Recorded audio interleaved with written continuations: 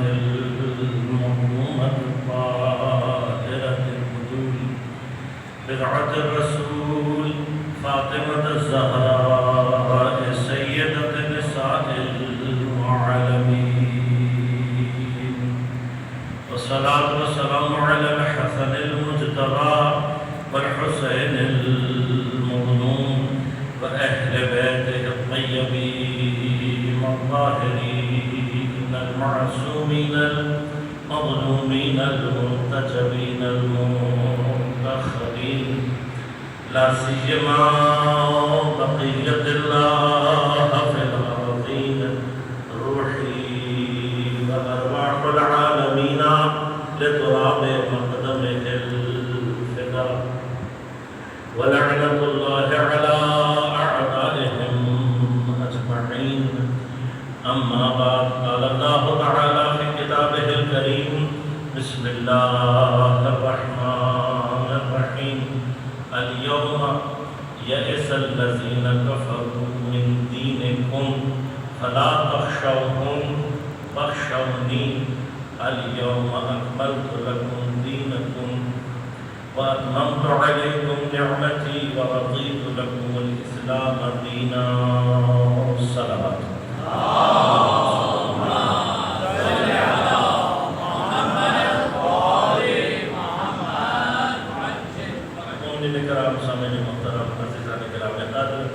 شہادت امیر المومنین علی علیہ السلام کے سلسلے میں برپا کی گئی ان سے روزہ مجالس میں انشاءاللہ کوشش کریں گے کہ حضرت سے ہی توسل کرتے ہوئے، اور اگر پروردگار عالم کی توفیق شامل حال رہی تو سورہ مائدہ کی 30ویں آیت میں یہ جز کہ جو تقریباً آپ تمام احباب کے اذہان عالیہ میں محفوظ ہوگا.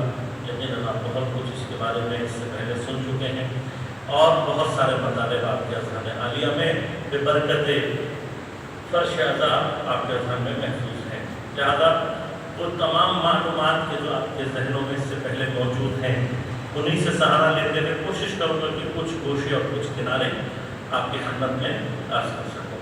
پہلا مرحلہ آپ جانتے ہیں، آیت ارشاد فرمانے ہے الیوم، یہ جو آج کا خاص دن ہے، یئس الذین کفروا من دینکم، کافرین کفر کرنے والے تمہارے دین سے مایوس ہو. فلا تخشوہم، اب چونکہ دین سے مایوس ہو چکے ہیں کفار، فلا تخشوہم، مجھے ڈرنے کی ضرورت نہیں ہے، بخشونی، مجھ سے ڈرو. الیوم اکملت لکم دینکم، کیونکہ یہ جو آج کا دن ہے اسی میں میں نے دین کو اکمال تک پہنچا دیا. اتممت علیکم نعمتی، اور اپنی نعمتوں کو تمہارے اوپر اتمام تک پہنچا دیا. ورضیت لکم الاسلام دینا، اور تمہارے لیے راضی ہو گیا بطور دین اسلام سے. یہ ترجمہ اور میں نے عرض کیا بہت سارے مطالب آپ کی خدمت میں آپ کے ذہنوں میں پہلے سے موجود ہیں. یقیناً الیوم سے ذہن میں آپ کے موجود ہوگا. الف لام جب آتا ہے تو نکرہ کو معرفہ میں تبدیل کر دیتا ہے، عام کو کیا بنا دیتا ہے؟ خاص بنا دیتا ہے. اب سوال یہ پیدا ہوتا ہے کہ یہ جو الیوم ہے، یہ یوم کتنا خاص ہے پروردگار کے نزدیک؟ کتنا خاص ہے یہ الیوم؟ کیوں؟ اس لیے کہ یوم کا جو معنی ہے، دن جس کو کہا جاتا ہے، اردو میں ترجمہ کیا جاتا ہے.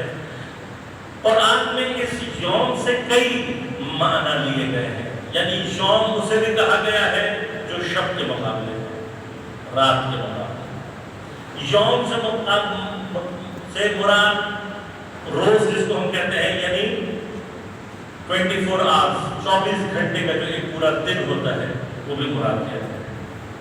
اور اسی یوم سے مراد مرحلہ بھی مراد لیا گیا۔ تینوں معنی، تینوں چیزیں قرآن میں استعمال ہوئی۔ لہذا ایام معدودہ، جتنے دن تمہارے گزر جائیں اور تم مثلاً گزر نہ رکھ سکتے انہیں گنو، تو یہاں پر ایام سے مراد دن یہ روشن رات کے مقابلے پر نہیں ہے، یہاں پر دن 24 گھنٹے سے مراد ہے۔ اسی طرح سے جہاں اللہ تبارک و تعالیٰ نے دن سے مراد مرحلہ لیا، مشہور و معروف آیت کہ پروردگار نے زمین و آسمان کو خلق کیا فی ستۃ ایام، 6 دنوں میں اللہ تبارک و تعالیٰ نے زمین و آسمان کو خلق کیا۔ اب آپ جانتے ہیں وہ دن جو رات کے مقابلے پر ہے یا وہ دن جو کہ 24 گھنٹہ حساب ہوتا ہے تو ایک دن بنتا ہے، اس کا تعلق حرکت سے ہے۔ زمین کی سورج اپنے مدار، اپنے مرکز کے گرد گھومنے سے دن کریٹ ہوتا ہے۔ اب جب زمین و آسمان خلق ہی نہیں ہوئے تھے تو اس والے دن کا وہاں کوئی تصور نہیں ہے، وہاں پر دن سے مراد، ایام سے مراد مرحلہ ہے۔ یہاں تک تقریباً چیزیں آپ کے ذہن میں محفوظ ہیں، لیکن کچھ دن ایسے ہیں کہ جن دنوں کی خاصیت باقی دنوں کے مقابلے پر یہ ہے کہ اللہ تبارک و تعالیٰ نے ان دنوں کو اپنے سے نسبت دی ہے، خود سے۔ اور اب آپ کی بات جانتے ہیں کہ کائنات میں کوئی بھی چیز جب وہ اللہ سے نسبت پیدا کرتی ہے تو بہت خاص ہو جاتی ہے۔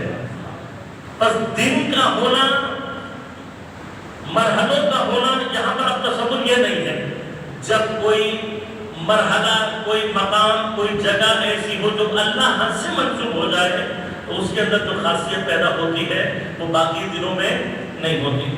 کون سے دن ہیں؟ حضرت موسیٰ علیہ السلام سے اللہ تعالیٰ ارشاد فرما رہا ہے کہ اے موسیٰ، ہم نے تمہیں روشن آیات دی، ہم نے تمہیں کتاب دی، کس لیے؟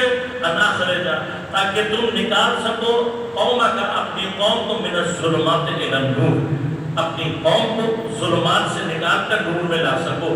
جس مرحلے میں تم یہ کر رہے ہوگے تو فرمایا کہ یہ جو مرحلہ وَذَكِّرْهُمْ بِأَيَّامِ اللَّهِ، اور اپنی قوم کو ان ایام اللہ کا ذکر کرتے رہنا، ان کو یہ دن یاد دلاتے رہنا۔ کون سے دن ہیں؟ ایام اللہ، یہ وہ دن ہے جو کہ اللہ کے دن ہے۔ بس یاد رکھیں کہ جہاں کہیں پر بھی زمین پر امت ظلمت سے نکل کر نور کی طرف جا رہی ہوگی، اس کیفیت کا نام ایام اللہ۔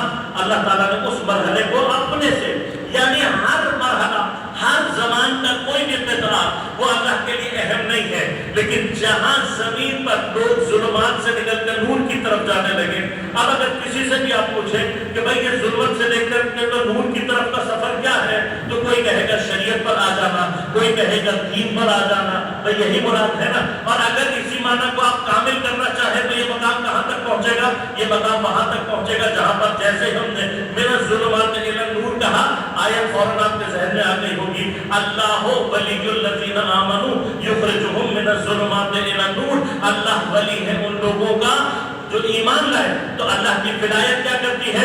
اللہ کی ولایت لے کرتی ہے، انہیں ظلمات سے نکال کر نور میں لے کر آتی ہے۔ اب آپ اس کا جو بھی معنی کریں، اگر آپ اس کا معنی دین کرتے ہیں دین کر لیں، اگر آپ اس کا معنی شریعت کرتے ہیں تو شریعت کر لیں، بس یہ سوچ کے بتائیے گا کہ جہاں کہیں پر بھی یہ ولایت جاری ہو رہی ہوگی جس کا اثر ظلمت سے نکل کر نور کی طرف جانا ہوگا، وہ اگر ایام اللہ میں آ جائے تو جس دن اللہ نے دین مکمل کر کے اپنی ولایت کو بھی تکمیل کیا ہو، ظلمت سے لے کر نور تک کے سفر کو بھی تکمیل کیا ہو اور اس کیفیت سے راضی ہوا ہو، وہ دن اللہ کے نزدیک کتنا خاص ہوگا۔ اس دن کی خاصیت اللہ کے نزدیک یقیناً زیادہ ہونے چاہیے۔ تو اب میں نہیں کہتا، منابع اہل سنت سے جا کر پوچھ رہے کہ بھائی وہ دن کون سا دن ہے، سارے جتنے بھی منابع ہیں وہ سب مل کر کیا کہتے ہیں؟ وہ غدیر کا دن ہے۔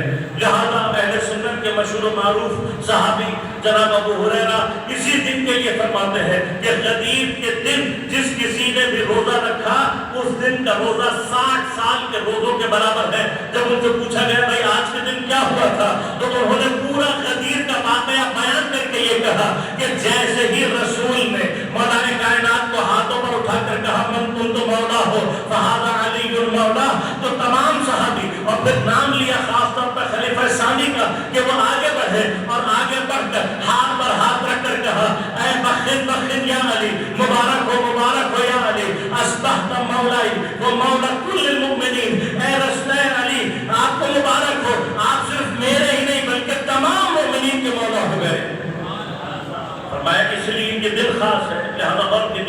ہمارے ہاں بہت سارے جوان اس بات میں جب ہم روایت بیان کرتے ہیں تھوڑا سا تعامل کا یا تردد کا شکار ہو جاتے ہیں.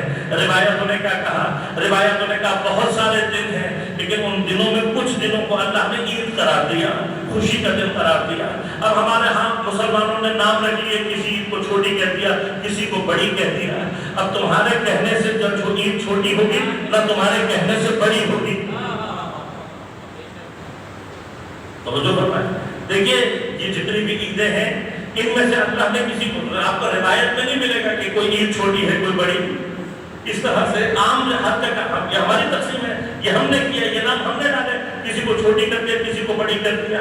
لیکن آپ کبھی روایات میں جا کر دیکھیں تو صحیح کہ سب سے بڑی عید ہے کون سی؟ تو جب روایات ملتی ہے تو عجیب مقام ہے کہ غدیر کے لیے یہ نہیں کہا گیا کہ یہ لوگوں کی عید ہے، یہ نہیں کہا گیا کہ یہ امتیوں کی عید ہے، یہ نہیں کہا گیا کہ یہ مسلمانوں کی عید ہے. غدیر کے لیے نہیں کہا گیا، بلکہ دیکھیں ہم دونوں چھوٹی عید پر جب قنوت پڑھتے ہیں، عید فطر ہو یا عید ضحیٰ ہو، جب ہم پڑھتے ہیں تو کیا کہتے ہیں؟ پروردگار آج میں کیا چاہتا ہوں للمسلمین عید، آج کے دن کو تو نے مسلمانوں کے لیے کیا قرار دیا؟ عید قرار دیا، مسلمانوں کے لیے عید قرار دیا، مسلمانوں کے لیے قرار دیا. لیکن جب غدیر کا مرحلہ آتا ہے تو فرمایا کہ نہیں، یہ مسلمانوں کی عید نہیں ہے بلکہ عید اللہ ہے، یہ اللہ کی عید ہے، یہ اللہ کی عید ہے. بس اللہ کے لیے جس طرح سے ایام بھی ہیں اسی طرح سے اللہ کے لیے عید ہے. لیکن عید کیا عام عید ہے؟ کبھی عام عید نہیں ہے بلکہ عید اللہ الاکبر، بلکہ یہ اللہ کی سب سے بڑی عید ہے. خدا جانے جو خود اکبر ہے اس کی عید اکبر کتنی بڑی عید ہوگی. لیکن سوال تو ہونا چاہیے نا، بھائی عید کیوں منائی جاتی ہے؟ ہم سے کہا جاتا ہے بھائی آپ نے کو عید کیسے کہہ دیا؟ ہم نے کہا بھائی روایات میں آیا ہے، روایات کو چھوڑو، قرآن میں جا کر دیکھو عید ہونے کا اسٹینڈرڈ کیا ہے. اسی سورہ مائدہ میں جس کی ہم آیت کی تلاوت کر رہے ہیں تیسری، اسی سورہ مائدہ کا مائدہ نام کیوں پڑھا؟ اس لیے کہ 114 نمبر آیت میں پروردگار ارشاد فرماتا ہے وقال عیسی ابن مریم، جب عیسی ابن مریم نے کہا، کیا کہا؟ اللہم ربنا، اے میرے پروردگار، انزل علینا من السماء مائدہ، اے میرے پروردگار تو ہم پر اپنی جانب سے کیا فرما؟ مائدہ، کھانا نازل فرما. اس کھانے سے کیا ہوگا؟ تکون لنا عیدا، یہ ہمارے لیے عید ہوگی. کن کے لیے ہوگی؟ لأولنا وآخرنا وآیۃ منک، اے پروردگار یہ تیرا کھانا نازل کرنا ہمارے لیے کیا بن جائے گا؟ عید بن جائے گا. اور کس کے لیے؟ لأولنا، ہمارے اول کے لیے بھی عید کہلائے گا، وآخرنا، ہمارے آخر کے لیے بھی عید کہلائے گا، وآیۃ منک، اور یہ تیری جانب سے ہمارے لیے ایک آیت اور ایک نشانی بن جائے گی. تو مسلمانوں اگر کسی کو اب اس عید پہ جن پر کھانا نازل ہو رہا ہے کہ حضرت عیسیٰ خود شامل نہیں ہے، لنا کا مطلب یہ ہے کہ حضرت عیسیٰ خود بھی شامل ہے. حضرت عیسیٰ جو دعا کر رہا ہے وہ خود بھی شامل ہے. صاحب کتاب نبی ہے، صاحب شریعت نبی ہے، صاحب معجزہ نبی ہے، اولی العزم نبی ہے. لیکن اگر مائدہ نازل ہو تو فرماتے ہیں تکون لنا عیدا، یہ دن ہمارے لیے عید ہو جائے گا. اگر کھانا نازل ہو جائے تو عید ہے کس کی؟ نبی کی عید ہے. عید ہے کس کی؟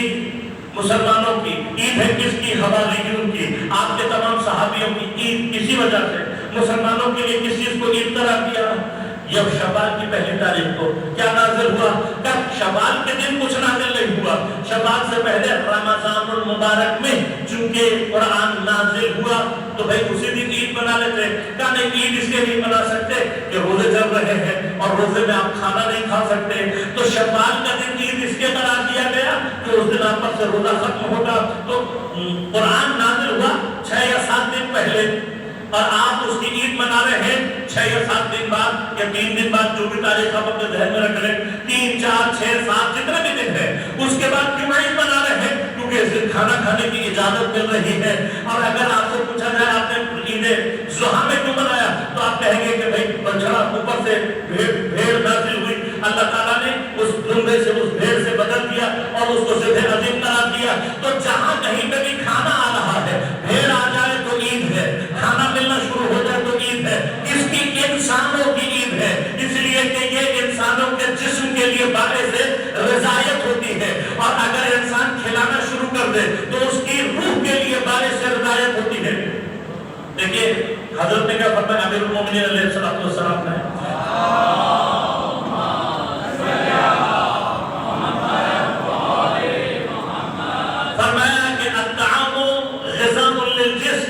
کھانا جسم کے لیے غذا ہے، والاطعام غذاء للروح، لیکن کھلانا روح کے لیے غذا ہے۔ اب عید پہ کیا ہوتا ہے، کچھ آپ خود کھاتے ہیں، کچھ اوروں کو کھلاتے ہیں، بدن کو بھی غذا ملتی ہے، روح کو بھی غذا ملتی ہے۔ جب بدن اور روح دونوں کو غذا مل رہی ہے تو بدن بھی راضی ہو رہا ہے، روح میں بھی غذائیت کی کیفیت پیدا ہو رہی ہے۔ انسان راضی ہو جائے زمین پر تو اسے کہتے ہیں انسانوں کی عید، لیکن اگر آسمان پر کسی وجہ سے اللہ راضی ہو جائے تو وہ اللہ کی عید ہے۔ لہذا اللہ چونکہ راضی ہو گیا دین سے، جو مقصد ہے کائنات کا، جو مقصد ہے تمام انسانوں کو بھیجنے کا، چونکہ وہ مقصد حاصل ہوا، اب تلاش صرف یہ کرنا ہے، ہم نے دیکھنا یہ ہے کہ مسلمان خود انصاف کر کے بتائیں کہ اس دن کون سی ایسی چیز ہونی چاہیے کہ جو دین کی رضایت کا سبب ہونی چاہیے۔ تمام کے تمام انشاءاللہ آج کروں گا، آپ کی خدمت میں وہ مقامات کروں گا۔ لہذا صرف مرحلہ یہ نہیں ہے، دیکھیے ہم جب بھی آیت کو پڑھتے ہیں معمولاً اکملتو سے شروع کرتے ہیں، الیوم اکملت لکم دینکم، لیکن اصل اس آیت کا جو شروع ہوتا ہے وہ سلسلہ کہاں سے ہوتا ہے، الیوم یئس الذین کفروا من دینکم، آج کے دن کچھ ایسا ہوا ہے کہ جس سے کفار تمہارے دین سے مایوس ہو گئے ہیں۔ لیکن کفار دین کو مٹانے کی اپنی تمام تر کوششوں میں لگے رہے اور مختلف مقامات پر اللہ تبارک و تعالیٰ نے ان کی جو یہ خواہش ہے اس کا جواب دے دیا۔ مثلا تمام کے تمام کفار مل کر اس کوشش اس فکر میں تھے کہ کسی طرح سے اس دین کا سلسلہ ختم ہو، تو انہیں خوشی ہوتی تھی کس بات کی کہ پیغمبر کا کوئی جانشین نہیں ہے، پیغمبر کا کوئی جانشین نہیں ہے، تو وہ اسی خوشی میں پیغمبر کو اقدریت کے دعوے دیا کرتے تھے۔ تو جب انہوں نے پیغمبر کو اقدریت کے دعوے دیے تو اللہ نے کیا کیا، اللہ تعالیٰ نے فرمایا اِنَّا أَعْطَيْنَاكَ الْكَوْثَرَ، اے حبیب ان کے دانوں کی فکر نہ کرو، کیوں ہم نے تمہیں کوثر عطا کر دی، إِنَّ شَانِئَكَ هُوَ الْأَبْتَرُ، یہ جو تمہارا دشمن ہے یہی ابتر رہے گا، دشمن تمہارا ابتر رہے گا۔ میں کہوں گا، میں نے ایام فاطمیہ میں اس کو نقل کیا، گفتگو پوری کی تفصیل سے آج موقع نہیں ہے، لیکن اشارہ کرنا ضروری سمجھتا ہوں کہ یہ جو دشمن تھے یہ کس بات کا تانا دیتے تھے؟ کیا یہ واقعہ پیغمبر کو جو تانا دے رہے تھے وہ پیغمبر کی مذکور اولاد سے متعلق تھا، یہ کہ پیغمبر کا کوئی بیٹا نہیں ہے اس لیے تانا مل رہا تھا؟ دیکھیے ہمارے ہم معمولاً یہ بیان کیا جاتا ہے، کیونکہ پیغمبر کو اللہ تبارک و تعالیٰ نے 3 بیٹے عطا کیے اور 3 بیٹے پیدا ہونے کے بعد ان کا انتقال ہو گیا۔ انتقال ہونے کے بعد کہا کہ جب 3 بیٹوں کے پیدا ہونے کے بعد انتقال ہوا تو تانے دینا شروع کیے۔ اب اس میں بہت سارے اشکالات ہیں، اس لیے کہ پیغمبر کا 3را بیٹا مدینہ میں پیدا ہوا ہے، ہجرت کے کچھ ایام کے بعد پیدا ہوا ہے اور وہ کچھ سال تک زندہ بھی رہا ہے، اس حساب سے کوثر آخری سورہ میں ہونی چاہیے۔ توجہ فرمائیے، دیکھیے پیغمبر جناب ابراہیم مدینہ میں پیدا ہوئے، بعض روایات کے مطابق جناب ابراہیم اور جناب امام حسین علیہ السلام آگے پیچھے پیدا ہوئے، یعنی برابر کے تھے، اور تقریباً 3 سال تک جناب ابراہیم زندہ رہے۔ تو اگر حضرت امام حسین 3ری ہجری میں پیدا ہوئے اور جناب ابراہیم بھی 3ری میں پیدا ہوئے، 3 سال زندہ رہے تو 6ٹھی ہجری بنتی ہے، 7ویں ہجری کی بات بنتی ہے۔ تو کوئی مورخ لا کر دکھا دو جو سورہ کوثر کا نزول 7ویں ہجری میں بیان کرتا ہو، کوئی ایک بھی لا کر دکھا دے، کوئی ہو؟ اچھا، پھر جب تک پیغمبر زندہ ہے 3 بیٹے پیدا ہونے کا مطلب اس بات کا امکان ہے نا کہ آخر عمر تک کوئی اور بیٹا پیدا ہو جائے، امکان ہے یا نہیں ہے؟ جس پیغمبر کے ہاں 3 بیٹے پیدا ہو سکتے ہیں، ان 3 بیٹوں کے پیدا ہونے نے یہ تو ثابت کر دیا نا کہ پیغمبر بیٹا پیدا کرنے میں نااہل نہیں ہے۔ دیکھیں اگر ایک بھی بیٹا پیدا نہ ہوتا تو آج دنیا شاید یہ بھی کہہ رہی ہوتی، سائنس اور ٹیکنالوجی نے جو ترقی کر لی ہے، ہو سکتا ہے کوئی الزام لگا دیتا پیغمبر پر کہ پیغمبر کے اندر نعوذ باللہ من ذالک بیٹا پیدا کرنے کی صلاحیت نہیں تھی۔ نہیں، 3 بیٹے پیدا ہو گئے، تو جس کے ہاں 3 بیٹے پیدا ہو گئے اس کی آخری عمر تک احتمال باقی ہے یا نہیں ہے؟ احتمال باقی ہے، تو پھر تانا کیسے ہے؟ تانا تو اسے دیا جائے کہ جس میں یا تو اولاد پیدا کرنے کی صلاحیت نہ ہو، یا اسے دیا جائے کہ جس میں بیٹے پیدا کرنے کی صلاحیت نہ ہو۔ پیغمبر میں تو بیٹا پیدا کرنے کی بھی صلاحیت ہے، اولاد پیدا کرنے کی صلاحیت بھی موجود ہے۔ جب یہ صلاحیت موجود ہے تو پھر تانا کہاں جا رہا ہے؟ اور پھر کیا قرآن نے اس چیز کو تانے کے طور پر لیا؟ نہیں، قرآن تو تانے کے طور پر نہیں لیتا، قرآن تو واضح طور پر سورہ مبارکہ احزاب میں فرماتا ہے وَمَا كَانَ مُحَمَّدٌ أَبَا أَحَدٍ مِّن رِّجَالِكُمْ، کہ یہ جو ہمارے نبی ہے محمد صلی اللہ علیہ وسلم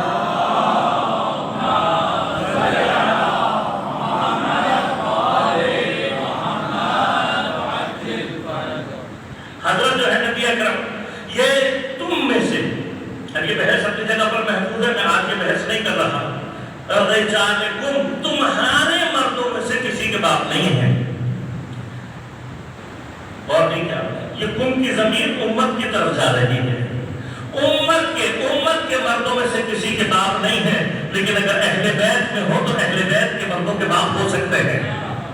اور انشاءاللہ اہل بیت میں سے ہی اہل بیت، یہ سلسلہ کہاں شروع ہو یہ عرض کروں گا آپ کی خدمت میں، لیکن غور کیجیے گا جب قرآن اتنے واضح طور پر کہہ رہا ہے کہ تمہارے مردوں میں سے کسی کے باپ نہیں ہے، تو اس کا مطلب قرآن کے لیے بیٹا ہونا یا نہ ہونا اتنا اہم مسئلہ پیغمبر سے متعلق نہیں ہے. تمہارے مردوں میں سے کسی کے باپ نہیں ہے، لیکن کیا بولا کہ رسول اللہ، لیکن اللہ کے رسول ہے، وہ خاتم النبیین اور اللہ کے تمام انبیاء کے خاتم بھی ہے. کبھی آپ نے غور کیا کہ یہ بیٹوں کے باپ ہونے اور خاتم النبیین میں کنیکشن کیا ہے آپس میں؟ دیکھیے جب دو مطلب بیان کیے جاتے ہیں تو کوئی تو ربط ہونا چاہیے نا. میں جب دو باتیں بیان کر رہا ہوں ان میں آپس میں کوئی ربط ہونا چاہیے یا نہیں ہونا چاہیے؟ ربط ہونا چاہیے. اب اللہ کہہ رہا ہے تمہارے بیٹوں میں سے کسی کے باپ نہیں ہے لیکن خاتم النبیین ہے. تو کبھی سوچے کہ اس کا ربط کیا ہے؟ اس میں خاتم النبیین ہونے کا بیٹوں سے ربط کیا ہے؟ واحد ربط تاریخ سے ثابت ہوتا ہے. تاریخ کیا کہتی ہے؟ تاریخ یہ کہتی ہے بہت سارے انبیاء اور اولی العزم انبیاء میں سے بہت سارے انبیاء ایسے تھے کہ جن کے بعد ان کے بیٹے ان کے جانشین بنے اور ان کے بعد نبوت کے سلسلے کو انہی کے بیٹوں نے آگے جاری کیا. اور غور کیجیے گا مسئلہ کیا ہے؟ مسئلہ یہ کہ اگر پروردگار رسول کو کوئی بیٹا عطا کر دیتا ہے اور آپ کے بعد وہ بیٹا باقی رہتا تو یقیناً ایک گروہ ایسا پیدا ہو جاتا جو ختم رسالت کو آپ کے بیٹے کی وجہ سے چیلنج کر دیتا اور یہ کہتا کہ نہیں، آپ کا جیسے باقی انبیاء کے بیٹے نبی رہے ہیں آپ کے بیٹے میں بھی نبوت کا سلسلہ جاری ہے. بس ضروری تھا کہ ختم رسالت کو اس طریقے سے انجام تک پہنچایا جائے کہ حتیٰ وہ دروازہ بھی بند کر دیا جائے کہ نبی کا اگر کوئی بیٹا ہو تو یہ احتمال پیدا ہو جائے کہ نبی کا بیٹا نبی ہو سکتا ہے. لہذا اللہ نے وہ دروازہ بند کر دیا. لیکن مسئلہ یہ ہے کہ یہ تانا بیٹوں پر نہیں جا رہا تھا، یہ تانا جا رہا تھا اس بات پر کہ آپ رسول ہو، آپ ہدایت کا سلسلہ چلا رہے ہو، آپ چاہو تو یہ سارے ہدایت کا سلسلہ بغیر کسی جانشین کے رہ جائے گا. بس پیغمبر کو اپنی ذات کا جانشین کا دکھ نہیں تھا، دین کے جانشین کا دکھ تھا. ہدایت کے سلسلے میں میرے بعد کوئی ہونا چاہیے تھا. اب اللہ نے اس کا انتظام کیا. عرض کروں گا انشاءاللہ، عرض کروں گا کہ پیغمبر کے شجرے کو اللہ نے ختم نہیں ہونے دیا. بیٹوں کا ذکر بھی تو قرآن نے ہی کہا ہے اور یہ کہا کہ تمہارے مردوں میں سے کسی کے باپ نہیں ہے، لیکن پھر یہ بھی کہا کہ پیغمبر کے بیٹے ہیں. اور ثابت کروں گا انشاءاللہ، وہ مقام بھی عرض کروں گا کہ پیغمبر کا شجرہ اللہ نے چلایا کیسے اور کہاں سے. لیکن ضروری کیا تھا کہ رسالت کے سلسلے میں اکثریت پیدا نہ ہو، ہدایت کا سلسلہ جاری رہے. تو اللہ نے جس کو کوثر بنا کر بھیجا اس کا بیٹی یا بیٹے ہونے سے تعلق نہیں تھا. کہا ہم نے تمہیں کوثر دی ہے، یہ کوثر کیا کرے گی؟ یہ تمہارے بعد ہدایت کے سلسلے کو اس نے جاری کرنا ہے جو آ کر اس کوثر سے متصل ہوتا جائے گا، اپنے زمانے کا ہادی ہوتا چلا جائے گا. لہذا اور کیجیے گا اب یہ نادی کی ہے کوثر کس لیے؟ تاکہ تمہارا دشمن ابتر ہو جائے. یہ دشمن کون ہے؟ یریدون. دو مقامات میں قرآن نے فرمایا یریدون، یہ چاہتے ہیں. کیا چاہتے ہیں؟ یطفئوا یا لیطفئوا نور اللہ بافواہہم. یہ چاہتے ہیں کہ اللہ کے نور کو اپنی پھونکوں سے بجھا دیں. لیکن اللہ کیا کرے گا؟ اللہ اپنے نور کو متمم کرنے والا ہے. واللہ متم نورہ. اللہ تعالیٰ اپنے نور کو اتمام پر پہنچانے والا ہے. اور پھر کیا ہوگا؟ یہ جب یہ نور متمم ہوگا، کامیاب ہو جائے گا تو کیا ہوگا؟ تمام ہوگا نور. تو کیا ہوگا؟ اس کے ذریعے سے اللہ تعالیٰ اپنے دین کو باقی تمام دینوں پر ظاہر کر دے گا، اپنے دین کو تمام دیگر دینوں کے اوپر غالب کر دے گا. سوال یہ پیدا ہوتا ہے کہ اب اگر دین کو غالب کرنا ہے تو پھر جگہ ایسی، مقام ایسا ہونا چاہیے. پہلے اللہ دین سے راضی ہوگا تو جس سے راضی ہوگا اسی کے ذریعے سے اللہ نے دین کو تمام دینوں کے اوپر کیا کرنا ہے؟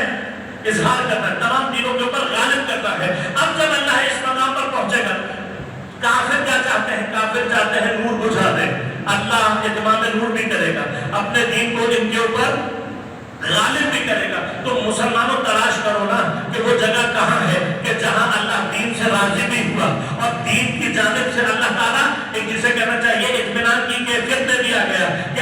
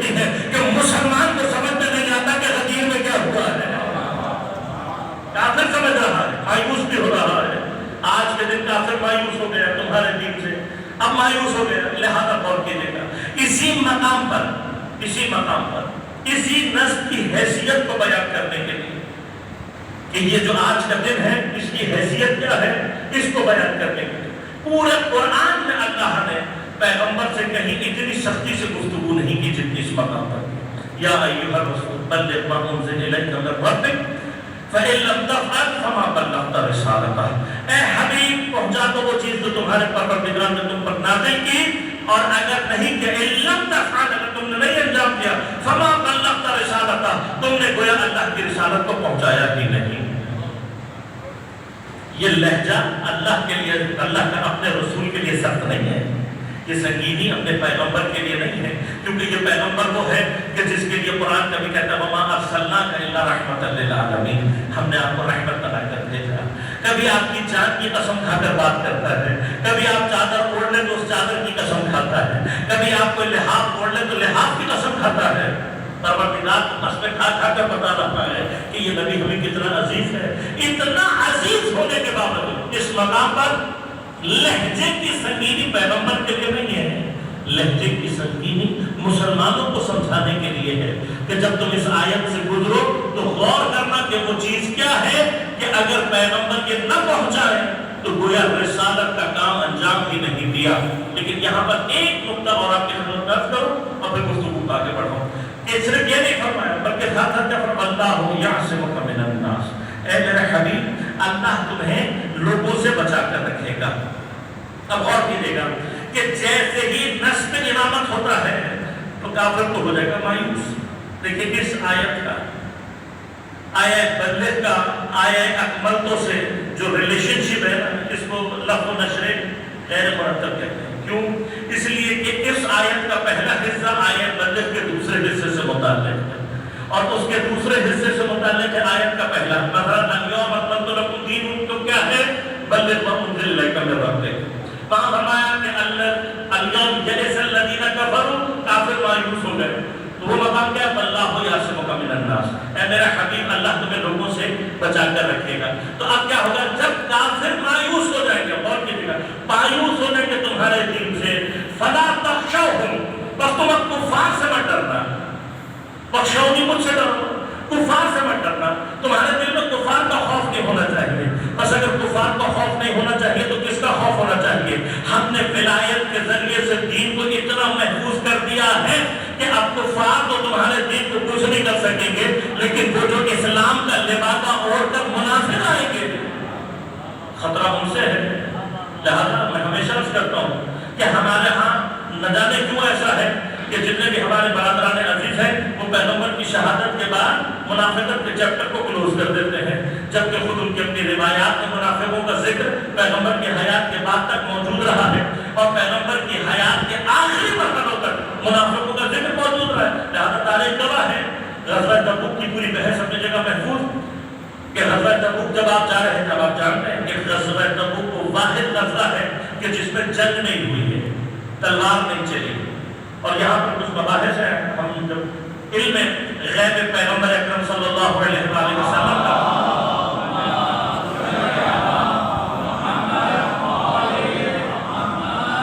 ہم جب تذکرہ کرتے ہیں تو وہ کہتے ہیں کہ بھئی آپ شرک کر رہے ہو. دیکھیے اگر کوئی یہ کہے کہ ان کے پاس علم غیب خود سے ہے یا اللہ کی طرح سے ہے، یہ شرک ہے. ہم اسی سے قائل نہیں ہیں.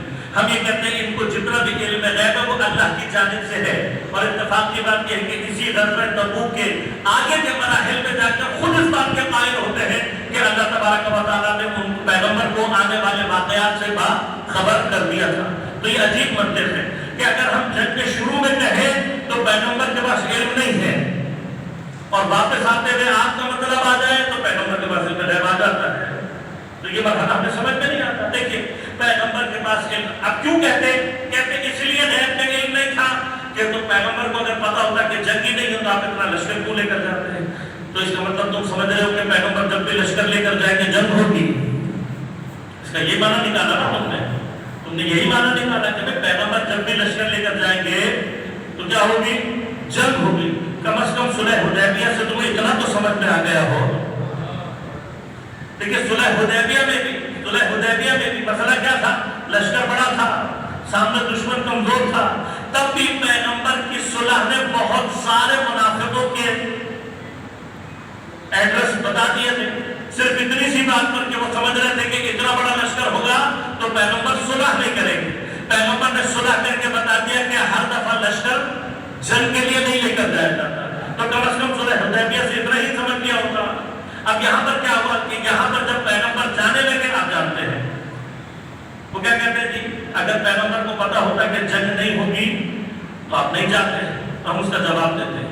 ہم جواب کیا دیتے ہیں؟ ہم جواب یہ دیتے ہیں کہ چونکہ پیغمبر کو پتا تھا کہ جنگ نہیں ہوگی، اسی لیے کسی غزوے میں، کسی جنگ میں ہم نے رسول اللہ کسی بھی جنگ میں امیر المؤمنین کے بغیر نہیں گئے۔ کسی بھی جنگ میں ایسا نہیں ہوا کہ آپ جا رہے ہو اور مولا کائنات کو چھوڑ کر چلے جائیں۔ واحد اس غزوے میں مولا کائنات کو مدینہ میں چھوڑ کر جانا بتا رہا ہے کہ پیغمبر جانتے تھے کہ نہ وہاں ید اللہ کی ضرورت پڑے گی نہ سیف اللہ کی ضرورت پڑے گی، کیونکہ آپ جانتے تھے کہ نہیں ضرورت پڑے گی، لہذا حضرت کو چھوڑ کر جانا یہ بتا رہا ہے کہ پیغمبر کو پتا تھا۔ لیکن اب کچھ فائدے ہوئے۔ کیا فائدے ہوئے؟ پہلا فائدہ یہ ہوا کہ جب جناب امیر کو چھوڑ کر گئے تو بہت سارے منافقوں نے تانے دینا شروع کر دیا مولا کائنات کو۔ وہ بھی مولا کائنات کے نقصان میں نہیں گئے، بلکہ کیا ہوا جب انہوں نے یہ کہا نا کہ یا علی آپ کو نہیں لے کر گئے، آپ کو نہیں لے کر گئے، اور تانے ملنے لگے، تو کوئی علی کو تانے دے یہ رسول کو برداشت نہیں ہے۔ لہذا جب لوگ تانے دے رہے تھے تو پیغمبر نے فرمایا یا علی تم ان کے تانوں کی فکر نہ کرو، انت منی بمنزلت ہارون من موسیٰ الا انہ لا نبی بعدی، تم ان کے تانوں کی فکر نہ کرو، یہ تمہیں تانے دیں گے میں تمہیں منزلت دوں گا، یہ تمہیں تانے دیں گے میں تمہیں مقام و منزلت دوں گا۔ بس ان کے تانوں کا نتیجہ کیا نکلا؟ ان کے تانوں کا نتیجہ یہ حدیث منزلت، اور حدیث منزلت میں کیا فرمایا یا علی آپ کو مجھ سے وہی نسبت جو موسیٰ کو اور ہارون سے ہے۔ دیکھیے پیغمبر واحد پیغمبر ہے، انسان سوچے کہ کس قدر فصیح و بلیغ اور کتنی دور رس نگاہ ہے پیغمبر کی۔ آپ نے جب جناب ہارون اور جناب موسیٰ کے درمیان میں نسبت سے اپنے اور علی علیہ السلام کے درمیان نسبت کو جاری کیا تو بھائی تو اور بہت سارے نبی بھی تھے، پیغمبر نے ان کا نام نہیں لیا۔ اگر دو نبیوں کے درمیان میں صرف نسبت کو بیان کرنا تھا تو بعض نبی تو سسر اور داماد بھی نکل آئیں گے، پیغمبر نے ان کا بھی نام نہیں لیا۔ تو کسی کا نام حضرت علی کی جگہ پر اس آیت اس حدیث میں رکھنے سے پہلے کہ سوچ لو ہارون اور موسیٰ کے درمیان میں نسبتیں کیا تھیں۔ 6 نسبتیں ہیں، کبھی انشاءاللہ آیت کسی حدیث منزلت پر گفتگو کی تو تفصیل سے آپ کی خدمت میں عرض کروں گا۔ 6 طرح کی نسبتیں ہیں جناب موسیٰ اور جناب موسیٰ اور ہارون کے درمیان میں 7 نسبتیں ہیں۔ 7ویں تو خود نبی نے خود رکھ کر دیا الا انہ لا نبی بعدی کہہ کر کہ میرے بعد کوئی نبی نہیں ہوگا، اس نبوت کی جو نسبت ہے اس کو ختم کر دیا۔ اس کے بعد 6 نسبتیں ہیں اور سب سے اہم نسبت یہ ہے کہ دونوں بھائی ہیں اور پیغمبر نے پوری تاریخ اور تمام احادیث اٹھا کر دیکھ لے کہ پیغمبر نے بھائی صرف علی کو کہا ہے اور اپنے آپ کو بھائی صرف علی سے کہلوایا ہے، ورنہ کوئی بھی پیغمبر سے زیادہ فری ہونے کی کوشش کرتا تھا تو قرآن آیت اتار کر کہتی تھی تمہیں حق حاصل نہیں ہے کہ تم پیغمبر سے ویسے بات کرو جیسے تم آپس میں بات کرتے ہو۔ اب یہ سارے مقامات ہیں جو یہ سمجھا رہے ہیں کہ باقی سب صحابی ہیں، علی اہل بیت ہے، لہذا باقی سب کو منع کر دیا۔ لیکن مولا کائنات کے لیے صرف یہ نہیں کہا یا علی تم میرے عام بھائی نہیں ہو بلکہ تم وہ بھائی ہو جو نسبی بھائی بھی ہے، وہ بھائی بھی ہو جو دنیا میں بھی بھائی ہے، آخرت میں بھی بھائی ہوگا، وہ بھائی ہو جو زمین پر بھی بھائی ہے، آسمان پر بھی بھائی ہے۔ لہذا جہاں جہاں نبوت ہے وہاں وہاں علی کی اخوت ساتھ ساتھ ہے۔ اس کے بعد مسیح بھی ہے، خلیفہ بھی ہے، شریک کر امر نبوت بھی ہے اور نسبتیں اپنی جگہ پر محفوظ۔ لہذا علی علیہ السلام کا نام ہٹا کر کسی اور کا نام لانے سے پہلے یہ دیکھنا کہ موسیٰ اور ہارون کی نسبتیں قائم ہو رہی ہیں یا نہیں پیغمبر اور کسی اور کے درمیان۔ صرف علی علیہ السلام ہے کہ جن کے درمیان وہ ساری نسبتیں قائم ہوتی ہیں۔ اب یہ تو عطا ہو گیا، جناب مولا کائنات کو چھوڑ کر چلے گئے۔ ہمارے ہاں اکثر کیا ہوتا ہے جہاں کہیں پہ بھی قرآن میں منافقوں کی کوئی آیت اٹھاؤ جواب میں کہتے ہیں بھائی یہ ایک بندہ پکڑ کے انہوں نے عبداللہ بن ابی نام کا ساری منافقوں کی آیت اسی کے لیے ثابت کر دیتے ہیں۔ لیکن یہ واحد مقام ایسا ہے کہ جہاں پر کوئی چیلنج ہے میرا کیوں؟ اس لیے کہ تبوک میں عبداللہ بن ابی ساتھ تھا ہی نہیں، لہٰذا یہ مسئلہ بھی خارج ہو گیا۔ اب آپ جانتے ہیں واپسی میں کیا ہوا؟ جب واپسی میں آ رہے تھے پیغمبر تو ایک جگہ ہے جسے عقبہ کہتے ہیں، تنگ اور تاریک اور سخت قسم کے درے کو. اب جب اس درے سے گزرنے لگے تو تمام مورخین، تمام مفسرین، تمام محدثین اہل سنت سب یکجا ہو کر یہ کہتے ہیں، پورا عالم اسلام یکجا ہو کر یہ کہتا ہے کہ اس درے سے گزرنے سے پہلے اللہ نے اپنے نبی کو بتا دیا کہ تمہارے قافلے میں کچھ منافقین ہیں، کچھ منافقین ہیں، اور عام منافق بھی نہیں ہیں، ایسے شریر منافق ہیں کہ جو تمہیں قتل کرنا چاہتے ہیں، پیغمبر کو قتل کرنے کی سازش کرنے والے منافقین. اب میں اس بحث میں نہیں جاؤں گا کہ تاریخ میں کس کس کے نام آئے ہیں، کس کس کے نام نہیں ہیں، اس لیے کہ جس تاریخ میں بھی نام لکھے ہیں وہ حدیث ٹھیک نہیں ہے، کیونکہ پیغمبر نے یہ نام بتائے نہیں تھے. بلکہ جب پیغمبر داخل ہونے لگے اب اللہ نے اپنے نبی کو علم غیب دے دیا یا نہیں دے دیا، حضرت کو پتہ لگ گیا، معلوم ہو گیا اللہ نے بتا دیا. اب یہاں پر سب کے نزدیک علم غیب ثابت ہے. واقعہ ہونے سے پہلے اللہ نے آپ کو بتا دیا کہ اس قافلے میں 7, 10, 14 مختلف تعداد لکھی ہے، تو کم از کم 7 ایسے منافق تو تھے جو پیغمبر کو قتل کرنے کے در پہ تھے. یہ منافق جب خبر دی گئی تو پیغمبر نے کیا کیا؟ پیغمبر نے کہا پہلے سارا قافلہ جائے گا پھر ہم جائیں گے. سارا قافلہ گزرنے کے بعد جناب عمار کے ہاتھ میں تھمائی اپنے اونٹ کی لگا اور جناب حذیفہ سے کہا تم میرے اونٹ کے پیچھے ڈنڈا ہاتھ میں اور ہوشیار رہنا. تو غور کرنا پورے کارواں میں، اب میں نہیں نام لینا چاہتا، اب میں نام نہیں لینا چاہتا کہ اس لشکر میں کتنے جیل صحابہ موجود تھے، میں نام نہیں لینا چاہتا، تاریخ میں کوئی نام نہیں لینا چاہتا، لیکن مسلمانوں سے ایک مرتبہ التماس ضرور کروں گا کہ پورے قافلے میں علی تو مدینہ میں تھے، بودائے کائنات کے بعد پورے لشکر میں ان تمام کے تمام صحابہ کے درمیان پیغمبر کو اگر کسی پر اعتماد تھا تو وہ یا جناب عمار تھے یا جناب حذیفہ. تو آپ اتنا تو سوچو کہ پیغمبر جن پر اعتماد نہ کرتے ہو، اب اس طرح تو جملے نہیں کہہ سکتا میں، باقی آپ خود سمجھدار ہیں کہ جن پر پیغمبر اعتماد نہ کرتے ہو، جن نے جب منافقوں کا ایکٹ میں دیکھیں اللہ نے جب بتا دیا تھا تو پیغمبر کسی کو بھی لے سکتے تھے نا. ان دونوں کا انتخاب یہ بتا رہا ہے کہ جب منافقوں کا ذکر آیا تو پیغمبر نے ان کے علاوہ کسی پر اعتماد نہیں کیا. تو نبی ہجری تک پیغمبر جن پر اعتماد نہیں کر رہے تھے جاتے جاتے اپنے دین کی لگام انہیں کیسے دے سکتے ہیں جن کے ہاتھ میں پیغمبر اپنے اونٹ کی لگام نہیں دے رہے، اپنے اونٹ کی لگام. تو کم از کم اس کو تو لے کر آؤ جس کے اندر پیغمبر کے اونٹ کی لگام پکڑنے کی صلاحیت ہو. پیغمبر اونٹ کی لگام پکڑنے کی قابل نہیں سمجھ رہے، لہذا کیا ہوا؟ اب واقعہ ہو گیا. اور کیا ہوا؟ اس کے باوجود انہوں نے چونکہ پلاننگ کی بھی تھی، ان کو نہیں پتا تھا کہ پتہ لگ گیا ہے، تو انہوں نے اپنے چہروں پر نقاب لگایا اور نقاب لگا کر جب پیغمبر داخل ہوئے تو یہ چھپ کر پیچھے کی جانب سے دوبارہ حملہ کرنے کے لیے آئے. لیکن جناب حذیفہ ہوشیار تھے، جیسے یہ نزدیک آئے آپ نے اپنے ڈنڈے سے ان کے اوپر حملہ کیا. اب آپ کو پتا ہے، یہ بتانے کی ضرورت نہیں ہے کہ دوڑ میں کون کون کہاں تک بھاگے لگتے ہیں، بھاگ گئے، بھاگ کر دوبارہ شامل ہو گئے. لیکن پیغمبر کو اللہ نے نام بتا دیے اور سارا عالم اسلام متفق ہے کہ جناب عمار اور جناب حذیفہ کو اللہ کے نبی نے وہ نام بتا دیے تھے. لہذا جناب حذیفہ کو صاحب سر النبی اس لیے ہی کہا جاتا ہے کہ آپ تو ان منافقوں کے نام موجود تھے. اور جناب عمار نے کہا یا رسول اللہ ان کو قتل کرتے ہیں، تو آپ نے فرمایا بہت کیجیے گا، آپ نے فرمایا اس لیے قتل نہیں کر رہا، اس لیے قتل نہیں کر رہا کہ آج اگر قتل کر دوں گا، آج اگر قتل کر دوں گا تو کل آنے والی تاریخ کیا کہے گی کہ محمد نے جب سلطنت اس کے ہاتھ میں آ گئی تو اپنے ہی ساتھیوں کا قتل کیا. توجہ فرمائیے گا، پیغمبر نے کیا کہا؟ اس لیے قتل نہیں کر رہا کہ اگر آج قتل کر دوں گا کل تاریخ کیا کہے گی کہ سلطنت آنے میں، حکومت مل جانے کے بعد، اقتدار مل جانے کے بعد پیغمبر نے اپنے ہی ساتھیوں کو قتل کیا. گرچہ برحق تھے کہ انہیں قتل کیا جائے، برحق تھے کہ انہیں قتل کیا جائے، اس کے باوجود بھی پیغمبر نے قتل نہیں کیا. کیوں؟ تاکہ آنے والے تاریخ الزام نہ لگا سکے. تو جواب مل گیا نا تمہیں کہ حضرت علی نے اپنے دور خلافت میں صدق واپس کیوں نہیں لیا. پوچھتے ہیں کہ حضرت نے اپنے زمانے میں خدمت واپس لے، کیوں؟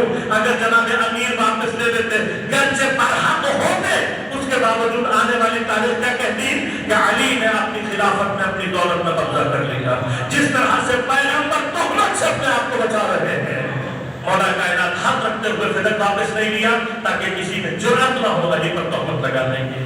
لہذا جناب آپ جناب حذیفہ جانتے تھے، اب ہم سے مت پوچھیے، جائیے اپنے تاریخ سے پوچھیے، خود خلیفہ ثانی فرماتے ہیں، اپنے زمانے تک، اپنے زمانے حکومت تک فرماتے ہیں کہ میں ان لوگوں کے جنازوں میں شرکت نہیں کرتا تھا جن کے جنازوں میں جناب حذیفہ شرکت نہ کریں۔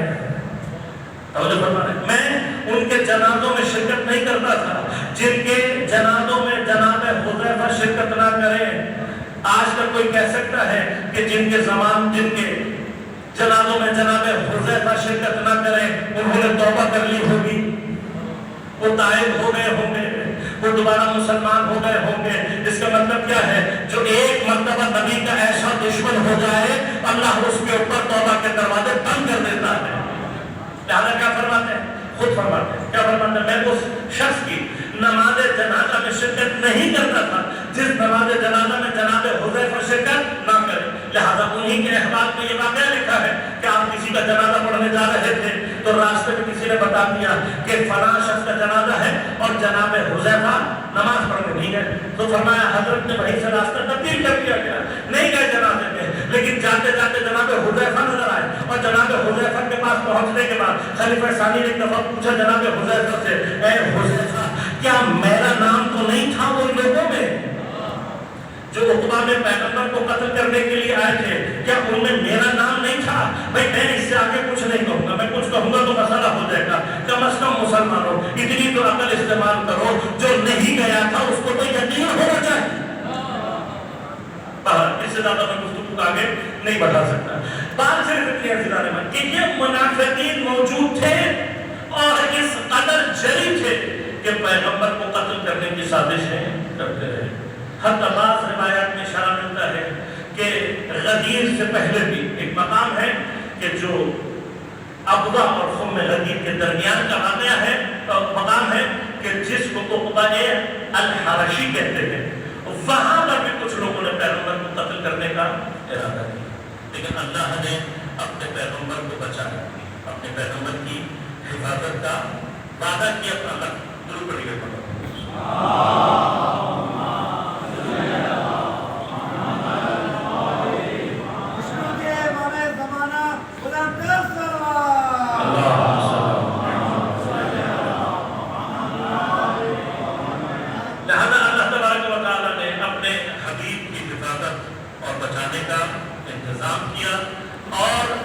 وعدہ کیا، لہذا جیسے ہی غدیر میں نصب امامت ہوا، اللہ تبارک و تعالیٰ نے اس امامت کے نصب کے ساتھ ہی ارشاد فرمایا الیوم یئس الذین کفروا من دینکم، تمہارے دین سے اب یہ مایوس ہو چکے ہیں۔ عزیزان گرامی، لہذا اب ہمیں یہ غور کرنے کی ضرورت ہے کہ وہ دن جس کو اللہ نے اپنے نام سے صرف منسوب نہیں کیا بلکہ عید اللہ اکبر کہا، ہم نے کیا حق ادا کیا غدیر کا؟ ہم نے غدیر کے حوالے سے کیا رویہ رکھا؟ مسلمانوں میں غدیر کی خوشی کس پیمانے پر منائی جاتی ہے؟ ان کو چھوڑے ہمارے درمیان میں غدیر کی خوشی کس پیمانے پر منائی جاتی ہے؟ ہمارا غدیر اور صاحب غدیر دونوں سے رویہ کیا ہے؟ اہل سنت کے عالم ہیں مشہور معروف واقعی کے نام سے یہ واقعہ خود نقل کرتے ہیں کہ ہارون ایک مرتبہ مجلس علماء بنائی اور تمام بلاد اسلامیہ میں ہر منطقے کا جو عالم تھا اس کو دعوت دی۔ 70 عالم اسلام کے جید علماء موجود، جن میں امام شافعی بھی موجود تھے، جس میں ابو یوسف بھی موجود تھے اور باقی بھی موجود تھے۔ تو ہارون نے شافعی سے پوچھا کہ آپ بتاؤ آپ کو کتنی حدیثیں یاد ہیں؟ کس کے بارے میں؟ مولا کائنات کی فضائل کے بارے میں۔ انہوں نے کہا مجھے تقریباً 400 حدیثیں یاد ہیں، اور اتنی ہے یا سے بھی زیادہ ہے۔ انہوں نے ڈرتے ڈرتے کہا مجھے 500 حدیثیں یاد ہیں۔ پھر اس نے اپنا رخ کیا ابو یوسف کی جانب، کہا تمہیں کتنی حدیثیں یاد ہیں؟ انہوں نے کہا تقریباً اتنی۔ اب ہارون کو سمجھ میں آ گیا کہ ڈرے ہوئے خوف مت کھاؤ، آج ہم نے سب کو امان دی ہے، آج ہم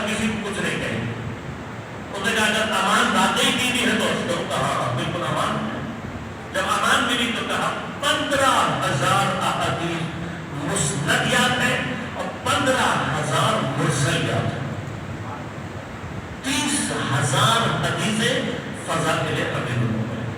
बाकी की तरफ मुंह किया और तुम मुझे भी जान के मान देंगे तो अर्ज करूंगा, तुम्हें भी जान के मान देंगे। तकरीबन जितनी उनको याद है मुझे 15,000 अहादीस मुस्नद और 15,000 अहादीस मुरसल। कभी तो सवाल करें अपने आप से कि ये अहादीस कहाँ है? कभी तो हम सोचें कि 15,000 में से हमें 15 की हदीस आती है मुझे मोमिन के फजल में है। क्या रवैया रहा है हमारा दिल मोमिन के साथ? लिहाजा हजरत अमीरुल मोमिनीन की जो असल आपकी मज़मूनियत है वो ये है कि आपके मरातिब और आपके मकामात को दुनिया के सामने बयान नहीं किया गया। और जो बयान करने जाते हैं वो गुलू करके अली पर जुल्म करते हैं, और जो छुपाना चाहते हैं वो मौलाए कायनात की शान में तौहीन करके और आपके मनाकिब को छुपा कर आप पर जुल्म करते हैं। तो मौलाए कायनात इस एतबार से वाक़अन मज़लूम है। लिहाजा वो मकामात मिलते हैं कि जहाँ पर हजरत गिरिया करते हुए फिरते होते हैं कि किसी के साथ दुनिया ने नहीं किया होगा जैसा मेरे साथ किया।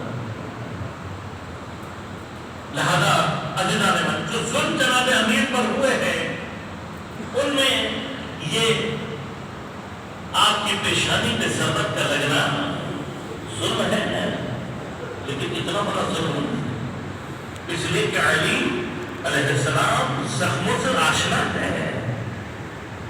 तारीख कहती है बहत में जब हालात बदले और जंग खत्म हुई तो 40 ऐसे जख्म थे हजरत अमीर के बदन पर, 40 कि जिन्हें सुई धागे से सीना यानी जिन्हें टांका लगाना पड़ा, 40 ऐसे जख्म। और उस जख्मी हालत में जब पैगंबर ने आपको देखा तो पैगंबर की आंखों से आंसू चले। या रसूल अल्लाह, अली के बदन पर 40 जख्म आपसे देखे नहीं गए, जबकि अली 3 दिन के भूख पर प्यासे नहीं गए। काश आप करबला में आकर देखते, तारीख उन जख्मों की तादाद गिनने से तासर हो गई जो आपके हुसैन के बदन पर थे। अगर आशूर के दिन आप अपने हुसैन को देख लेते, खुदा जाने आपके कल पर क्या हो जाते। मौलाए कायनात के जख्म देखकर रो गए। मौलाए कायनात पैगंबर को रोते हुए देख नहीं सकते, फौरन कहा या रसूल अल्लाह परेशान ना हो। अली की तो दिल की तमन्ना ये थी कि शहादत नसीब हो जाती। पैगंबर ने फरमाया या अली वो भी तुम्हारे पीछे पीछे आ रही है और मैं वो दिन भी देख रहा हूँ जब तुम्हारी दाढ़ी तुम्हारे खून से रंगीन हो जाए।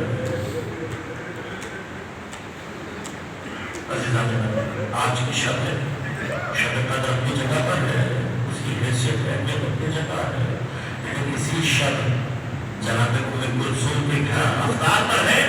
रिवायत आपने सुनी नहीं, हजरत ने अफ्तार में रोटी नमक के साथ दूध लाकर रखा है। हजरत ने जब दस्तरखान को देखा एक मरतबा जनाब कुलसुम से सवाल किया क्या तुमने कभी अपने बाप के दस्तरखान पर 2 से ज्यादा चीजें देखी? मैं ये नुक्ता हर जगह बयान करना चाहता हूँ, याद रखिएगा अहले बैत फकीर नहीं थे, अहले बैत तंगदस्त नहीं थे। ऐसा नहीं था कि अहले बैत के पास कुछ था नहीं, बहुत कुछ था, अमीर है अहले बैत, लेकिन फक्र को पसंद करते हैं, फकीर मनिश है, फकीरों की तरह रहना चाहते हैं। आप बताइए ना कि अली पेट भरकर कैसे खाना खा ले कि जब अली को मालूम हो कि मेरी सल्तनत में कोई ऐसा भी होगा जो भूखा लगता है, नहीं खा सकते। लिहाजा जब हजरत ने नमक उठाने की कोशिश की तो आपने कहा नमक रख दो और दूध को उठा दो। जनाब उम्मे कुलसुम कहती पूरी रात मौलाए कायनात बेचैन है, बार बार जाते हैं आसमान की तरफ निगाह करके कहते हैं खुदा की कसम ये वही रात है जिसका वादा मेरे रसूल ने मुझसे किया था, जो वही सहर है जिसकी इंतहा मेरी रीश मेरे ही खून से तर हो जाएगी। और एक मरतबा कैफियत अजीब है, खुदा से मुलाकात का हजरत पर भोग है और उस कैफियत को जनाब हजरत उम्मे कुलसुम देख रहे हैं। लेकिन अजीज अली की मजबूरियत शरबत लगने से शुरू नहीं हुई है,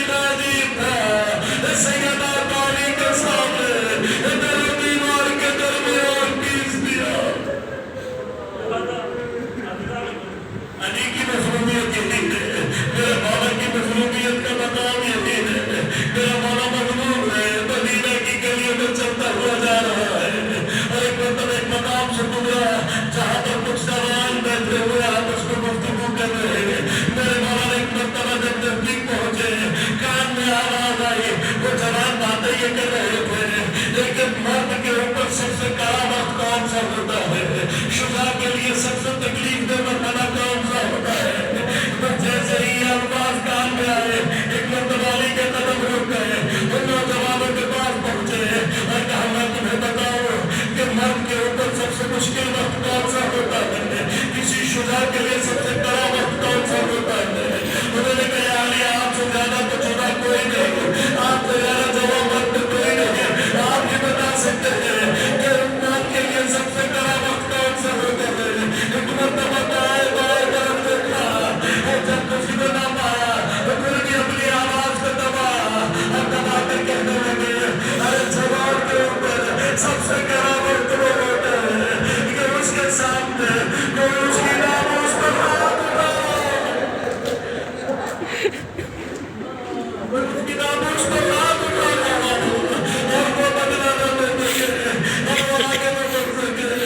بس علی کی مظلومیت کا مقام ہے، علی کے ہاتھوں میں رسی بندھی ہوئی ہے اور مدینہ کے آباد سے گدا پر ہاتھ اٹھانا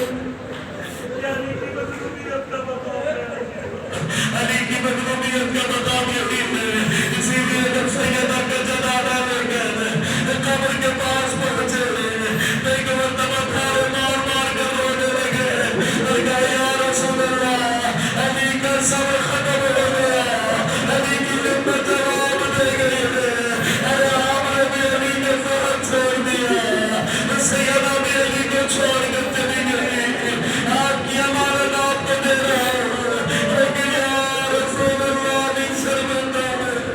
بس بتا علی کی مظلومیت یہی ہے، سر پر جب ضربت لگی علی کے منہ سے آہا نہیں نکلی، ایک مرتبہ ایک مرتبہ میرے مولا نے بے اختیار ہو کر تحفظ کو مرتب کہا ارے اس آواز پہ پہنچنے کا بچوں نے آگے دیکھا علی خون میں لگتا ہے، امام حسن مصطفیٰ نے اپنی آغوش میں حضرت کا سر لیا، آپ کے سر کو رومال سے ڈالا، ارے اپنے بابا کو سلام میں دیکھ کر حسن مصطفیٰ کی آنکھوں سے آنسو جاری ہے، حسین کی آنکھوں سے آنسو جاری ہے، لیکن علی نے بڑے حوصلے سے اپنے بچوں کو کہا ارے میرے بیٹے حوصلہ کرو، ارے میرے بیٹے حوصلہ کرو۔